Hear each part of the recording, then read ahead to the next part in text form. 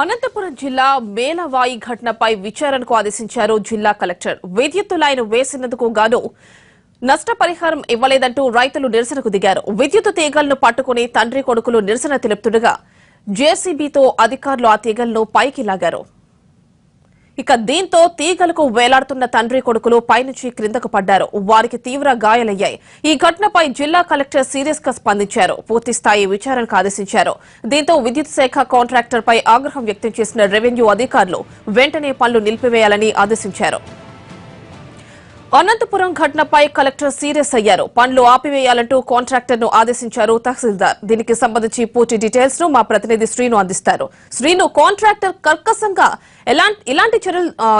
ఇలాంటి ఘటనకు పాల్పడడంపై ఎలాంటి చర్యలు తీసుకునే అవకాశాలున్నాయి? మడకసిర మండలం మూలవాయిలో నిన్న జరిగిన ఘటనపై ప్రభుత్వంతో పాటు జిల్లా యంత్రాంగం కూడా స్పందించని చెప్పవచ్చు.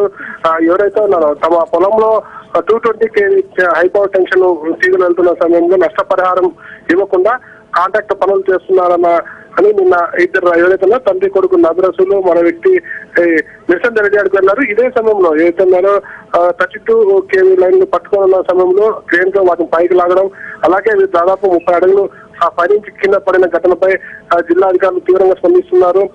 దీనికి సంబంధించి కాంట్రాక్టర్ వెంటనే పనులు నిలిపేయాలని ఆదేశాలు జారీ చేశారు. సంబంధిత రెవెన్యూ తహసీల్దార్ కూడా కొద్దిసేపటి క్రితం ఈ సంబంధిత కాంట్రాక్టర్ ను తన కార్యాలయం పిలిపించుకొని పనులు వెంటనే నిలిపేయాలని ఆదేశాలు జారీ చేశారు. ఏదైనప్పటికీ నిన్న జరిగిన ఘటనపై ఇటు ప్రభుత్వం కానీ అలాగే జిల్లా యంత్రాంగం తీవ్రంగా స్పందించని చెప్పవచ్చు. వెంటనే ఎవరైతే గాయపడ్డారో వారికి కూడా చికిత్స అందజేయడానికి అన్ని చర్యలు కూడా ప్రభుత్వ యంత్రాంగం తీసుకుందామని. అయితే మొదట తండ్రి పడిపోయినప్పటికీ కూడా కొడుకు నుంచి మించుగా 30 అడుగులు ఎత్తు వరకు తీసుకువెళ్లారంటే కాంట్రాక్టర్ ఏమంటున్నారు ఈ ఘటనపై? ఈ ఘటన జరిగినప్పుడు సంబంధిత కాంట్రాక్ట్ లేబర్ వర్కర్ కూడా అక్కడే ఉన్నట్లు తెలుస్తుంది.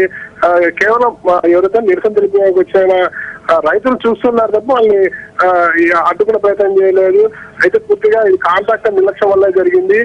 తీగలు అయితే వాళ్ళు వేలబడినప్పటికీ తీగలకి అలాగే క్రేన్ సాయంతో పైన తీసుకువెళ్ళిన ఘటనపై ఇటు ఎవరైతే ఆ ఘటనకి సంబంధించి పాల్పడ్డారో అతనిపై కూడా చర్య తీసుకునే అవకాశం ఉంది. అతనిపైన స్టేషన్ లో కూడా కేసు నమోదు చేసే అవకాశం ఉన్నట్లు పరిశీలిస్తున్నారు. ఆయన శ్రీను, మరి ఇద్దరు పరిస్థితి ఎలా ఉంది? ఆ తండ్రి ఆ కొడుకు పరిస్థితి ప్రస్తుతానికి ఈ ఘటనకు సంబంధించి గాయపడిన నగరసులతో పాటు అతని కుమారుని కూడా నిన్న ఆసుపత్రి చేర్పించారు. ఆసుపత్రి చేర్పించిన అనంతరం వీరికి ప్రాథమికంగా చికిత్స అందజేశారు. అయితే ప్రాణాపాయం ఏం లేదని ఇద్దరు ఎవరైతే తండ్రి కొడుకు ప్రస్తుతం ఇంటిలోనే చికిత్స పొందుతున్నట్లు సంబంధిత కుటుంబ వర్గాల నుంచి మనకు సమాచారం ఉంటుంది. రైట్ శ్రీను.